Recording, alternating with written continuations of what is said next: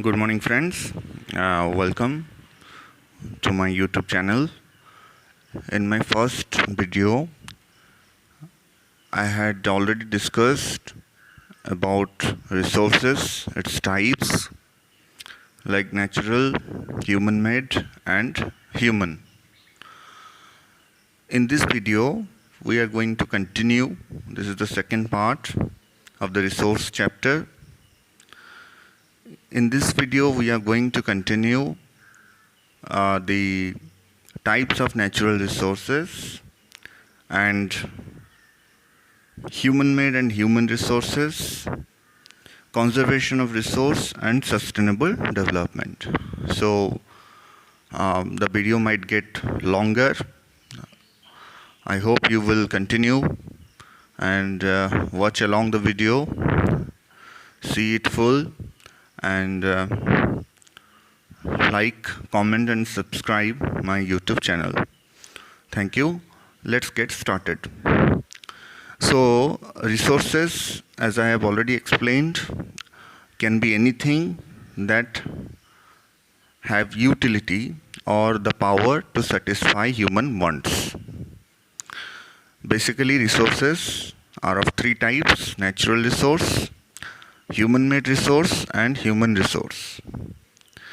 If we speak about the categories of natural resources can be divided into different types based on different criterions. So if we look at the first criteria, I have already explained it in my handmade notes also. I will give the link in the description. You can check it out. It is in the PDF format. It will be helpful to you also. I have made a tabular analysis. So in that table, I have outlined the criterions. The first criteria is on the basis of use and development. Natural resources can be classified on the basis of use and development. That is the first classification. And on the basis of use and development, natural resources are categorized into two types. They are the actual and the potential resource. Now, what are actual resources? These are those resources, those natural resources whose quantity is known to us, and they are at use. They are used at present, and you can give many examples like we know the amount of coal resources, and they are at use also. Petroleum, we know the specific quantities of minerals available at a certain place or especially in the mines. These are the resources that have specified quantity and it is known to us. That is actual. We know it in actual. The second category is potential. Potential means the category of natural resource whose quantity is unknown to us as of present. We don't know what is the exact quantity of those resources.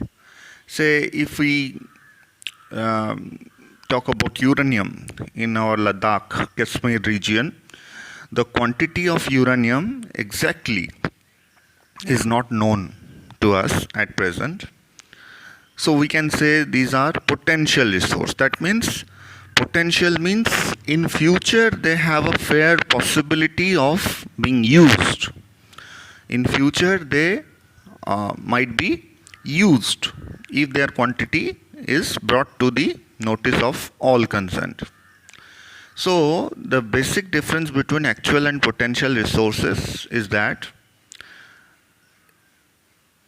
resources having a known quantity and known techniques of putting into different uses are called actual resource, and resources whose quantity is unknown and they are not at use at present are called potential resource. Now the question arises, why the quantity is not known of potential resources and why they are not at use?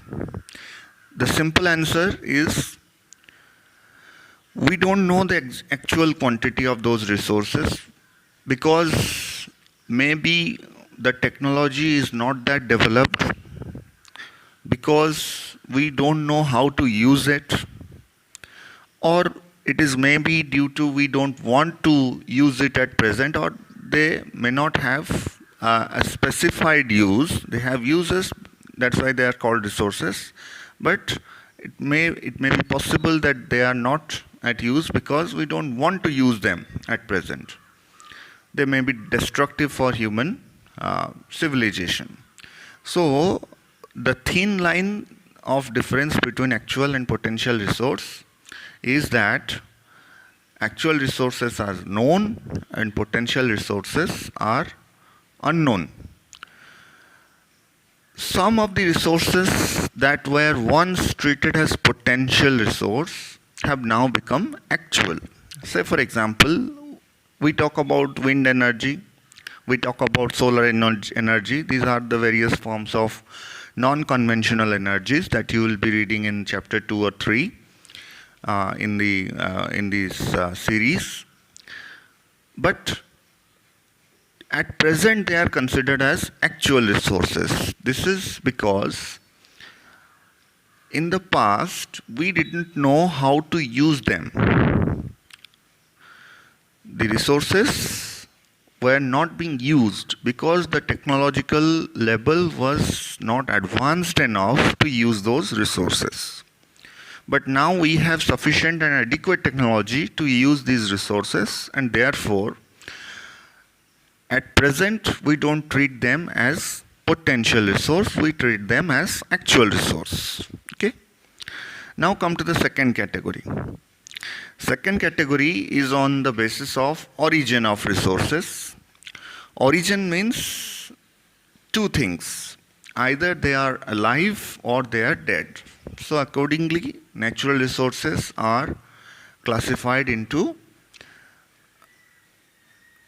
biotic resources, or you can say resources having life, and abiotic resources, or resources that don't have any life.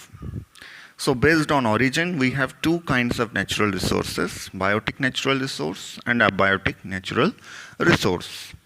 Biotic natural resources are those resources that have life. For example, plants, animals, trees. Similarly, abiotic natural resources are those resources that don't have life. For example, you have water, air, soil. These resources don't have life. So we put them in abiotic category. Now it is understood. Let's go on to the third category. The third category is based on stock of resources. How much quantity is under stock at present.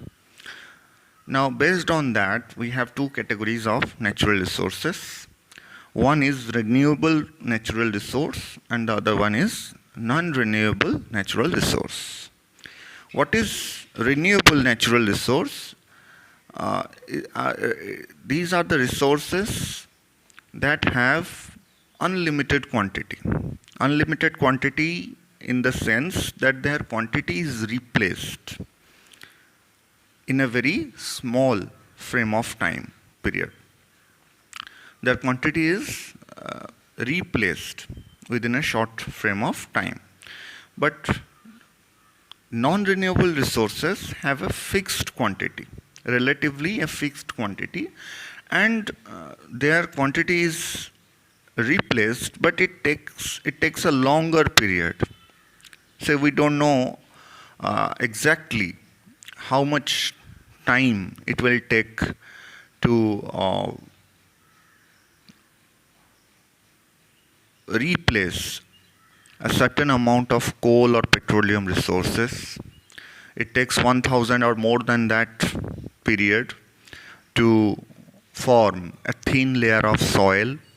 So these are the resources, they have a fixed quantity and they take a longer period to get replaced. The process of their formation is very long, and therefore they are subject to high risk because they may get exhausted in our generation, and we may not leave anything for the future generations to come. Coal, petroleum, these are the greatest threats as of present.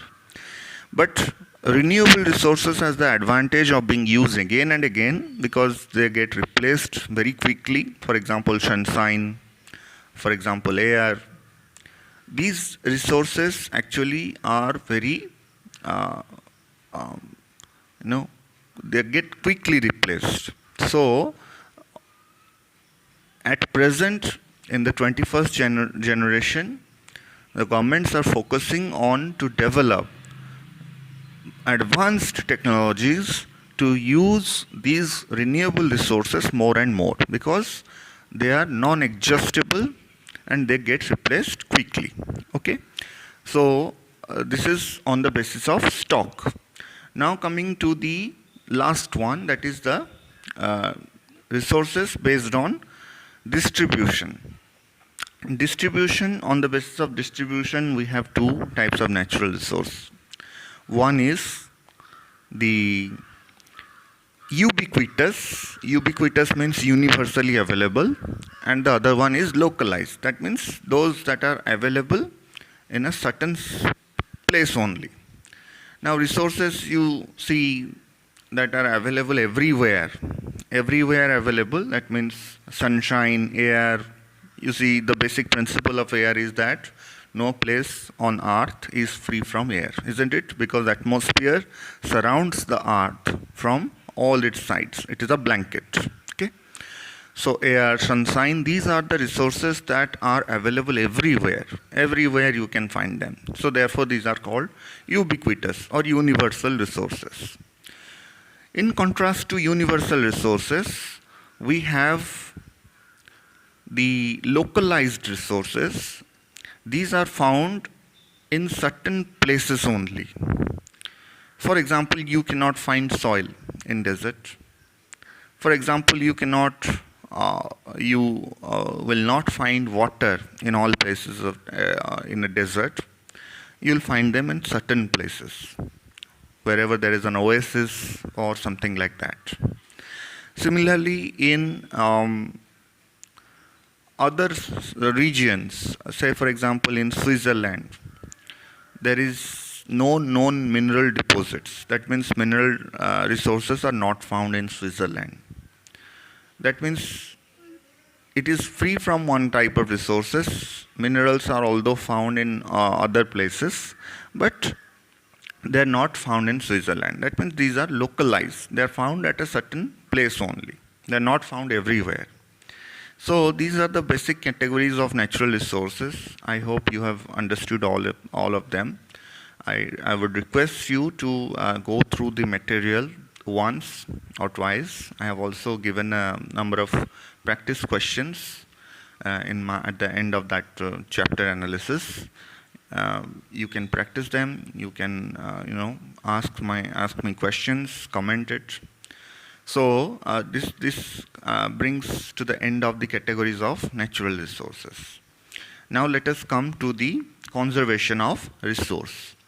What is conservation and why conservation? Conservation means using a particular resource carefully and giving them sufficient time to get replaced. Just a little while ago, I just explained to you that some of the resources, especially the non-renewable resources have a limited quantity and they are at risk of being exhausted if we don't use them with care. So conservation is a need of the hour. If we want to save the resources, if we want to meet the needs of not only our generation but the generations to come in future, we need to conserve them, we need to protect them so that they are maintained. A balance is maintained in using those resources. There are several reasons for conservation. conservation of resources in 21st century occupies a very important place, and because there are certain reasons. The first reason being natural resources are very limited and precious. You see, you cannot waste natural resources. While you must have seen people using water resources very carelessly. They think water is available everywhere and anywhere. No. Let me inform you, around 13% of the Indian cities are running out of water during summer. So the situation is likely to get worsened in the coming years. So natural resources like water, air, soil, minerals, these are vulnerable now. If we don't use them carefully, they are going to get exhausted, and their non-existence on this planet is going to pose a severe threat on the survival of human beings. Okay. Second reason is that population is growing at a very faster rate. Okay. The world population is growing at a very faster rate, and that is the biggest danger to resources, because the greater the population, the greater will be the use of resources. And resources, they don't get coped up, or they don't get replaced as at a similar pace as with the growth of population. So the growth of population, the rate of growth of population is much higher than the rate of growth and formation of resources. So therefore, we need conservation measures. The third reason is that people are often using resources very carelessly. I think more resources are being used carelessly than they are actually used. Let me explain it with a simple example. While brushing your teeth, you often let the tap open. You often keep the tap open. Water is just drained out without being used. Or you may, or you switch on the tap at a much faster pace so that water gets wasted quickly. You don't need to. Just a little conscious effort can save liters of water during a day. Okay? So, careless use of resources is another major reason for which we should conserve resources, natural resources, to be more specific. The fourth reason is that pollution. The existing resources are getting polluted, like land, soil, water. These resources are polluted because of human-made activities or human activities. They bring disaster. Like we are discharging chemicals, fertilizers, and wastewaters into the sea bodies or other bodies, like you see the river Ganga. There is a special project also dedicated to this cleansing work of river Ganga. That is Namami Gange project. You have heard it. Why these things are happening? Because we are polluting the waters, the natural, precious natural resources, and that we are not letting them to get replaced, or we are not letting them to clean itself.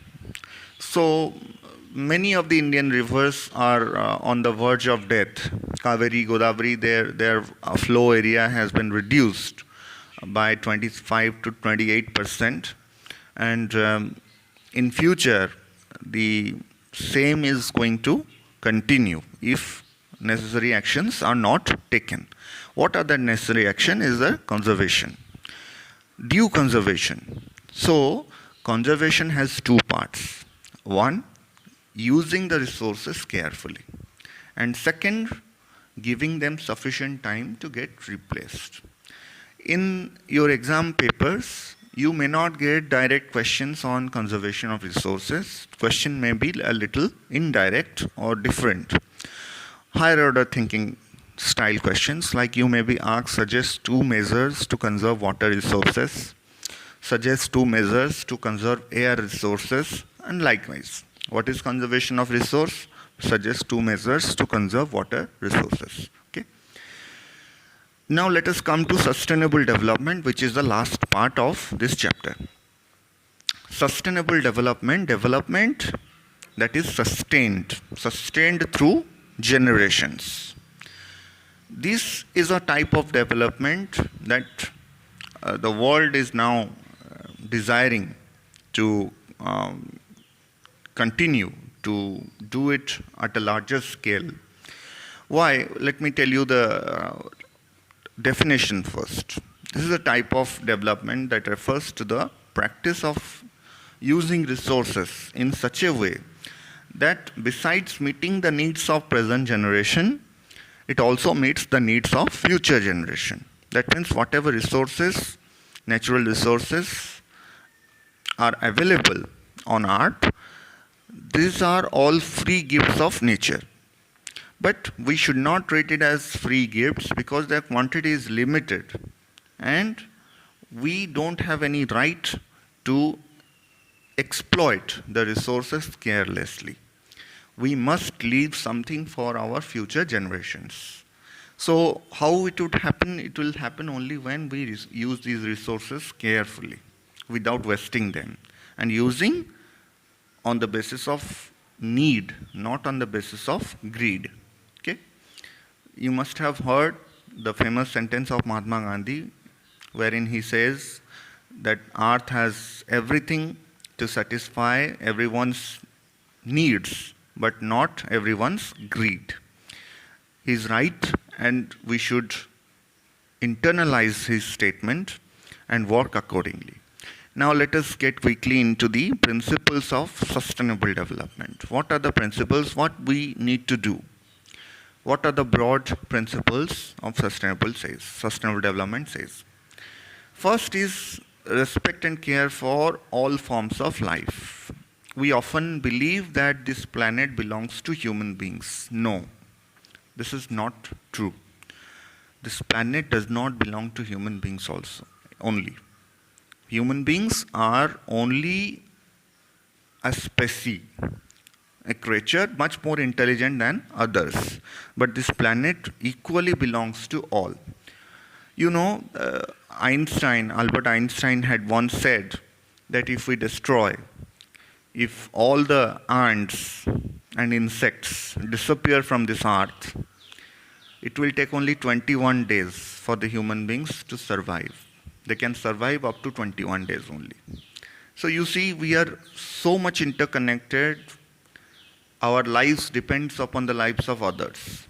So how come we can treat others as secondary species on this planet? This planet belongs to all.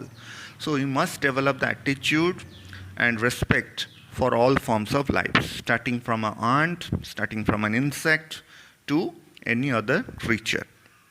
The second principle is improving the quality of human life. You see, when we say improving the quality of human life, it doesn't mean that you become rich, you acquire a much larger house, you have a good occupation, you make money. No, these don't improve the quality. Undoubtedly, they are having their own needs and spaces in all our lives. But apart from them, we must look towards protecting our environment, towards conserving our biodiversity, towards caring for other creatures, so that together we will grow. In Africa, there is a famous philosophy. That philosophy is called Ubuntu. That means you are because we are. That means together we can grow. Individually we cannot grow. Okay. The third philosophy is conserve the vitality and diversity of Earth. The Earth is a very lively and diverse planet. We must conserve all its vitalities, persistence, and diversity. Next one is minimize the depletion of natural resources. That means checking the wastage of natural resources as much as possible. That will help in their conservation and future use. Next one is changing the personal attitude towards environment. You see, we often dump the garbage outside, thinking that this doesn't belong to us. No. When you dump garbage of your house outside your boundary, the same belongs to you also. Because the immediate environment has the potential to affect your own health, your family health, and your personal lifestyle. So it is better that we change the personal attitude towards the environment and protect the environment as much as possible. And in that, we have finished this section of sustainable development.